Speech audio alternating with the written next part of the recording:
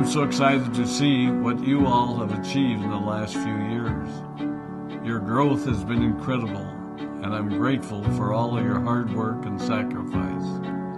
A lot of that growth has been brought about by new people coming into the business to take advantage of our generous marketing plan and effective product line. So I thought I would take just a moment of your time to share with you a little bit about where Forever came from and where Forever is going. I've heard people describe this as our culture, but I think it's simply who we are. Several decades ago, I was an executive for a real estate development company called Del Webb. And at that time, there was a lot of excitement about a new business concept. And like many of my colleagues and friends, I went along to a business opportunity meeting and listened to a presentation about multi-level marketing. I immediately fell in love with the concept that people would be motivated to help each other and be able to make a living doing so. It's a beautiful thing when you think about it. Although I was enjoying my career, I didn't think that I was contributing as much as I wanted, or as much as I could, to improve the well-being of the people around me. Inspired by the concept of people helping one another, I set out to write a marketing plan that is almost identical to the one that we use today. As I developed it, I had two goals. One was to pay the highest bonuses possible and still be able to run a company effectively. Two, to build a plan that would motivate and encourage people to keep working. I wanted a plan to reward those that remain active and engaged. I love the concept of a royalty income. However, I believe that it's good for our souls to work hard. People who work hard are happier. Of course, if you work hard, you should play hard. And that was one of my motivational factors in starting Forever Resorts. It was to give people the opportunity to spend time with their loved ones and experience the wonder of nature. Next time we're together, maybe I can tell you more about my passion for our resorts, our rare animals, and spectacular natural resources. So, with the marketing plan prepared, I needed to find a product. And we searched around and looked at different opportunities. I was passionate about finding something that was effective, consumable, and that we knew would not be a fad. During my search, I met a group of doctors who had developed a method of stabilizing aloe vera. They convinced me of its efficacy, and we began testing the product, and were amazed by the results. We were in business.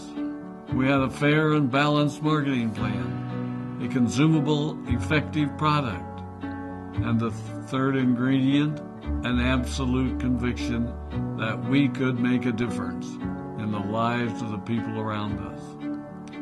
And while it might have been a bit presumptuous, we honestly believed that we could make a difference in the world. We put in generous return policies, customer service incentives, and began to build this business based on the principle of being nice to one another and helping others. The success was incredible, and we grew rapidly until Christmas of 1982. I was sitting at home with the family, and the phone rang. They informed me that there had been a freeze at our aloe plantations in Texas, and that all of our aloe was destroyed. I immediately went to the airport and flew to South Texas to see what we could do. I hoped and prayed that when I arrived, what I saw would be better than the news I'd received. But that wasn't to be the case. We had no aloe, and the business immediately began to suffer. There were some FBOs that left, but more importantly, there were those that stayed. It was a tough time for us. We put everything on the line to stay in business, and there were many sleepless nights. But we were convinced that what we were doing was right. We decided that this would never happen to us again. We flew out to the Dominican Republic and purchased as much land as we could and began planting aloe in one of the safest weather zones in the world. In addition to the acres of plantations in the Dominican Republic, we now have plantations in Mexico and South Texas. It was a tough lesson to learn. But during the tough times, we became stronger and we grew the most. We grow roots that strengthen us and help us to overcome the challenges and obstacles that life throws at us. I have learned that solid principles and core beliefs do not have a sell-by date. It is never old-fashioned or out of style to be nice to each other, to honor your commitments, and to treat people how you would wish to be treated. I recognize that many of you might not have heard about our beginnings, as you are new in the company. I am thrilled that you're part of our forever family, but I ask you to be mindful of the foundation upon which this company has been built. Forever was built on the principles of paying the highest bonuses possible, providing the most effective and highest quality of product, and empowering people to serve one another. There are no shortcuts to success in our business.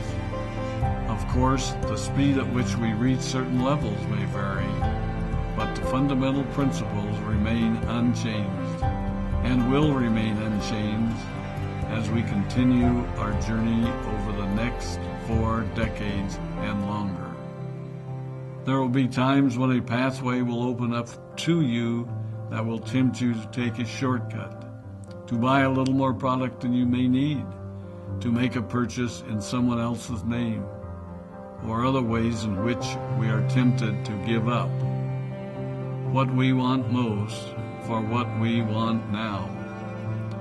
Never forget that you're a part of something special, a business that has been built upon taking the road less traveled. It may not be as fast and as shiny as you might want it to be, but take it from me, the road less traveled is more rich, more wonderful, more fulfilling, and more lasting than you can ever imagine. We love you, we appreciate you, we are proud of you.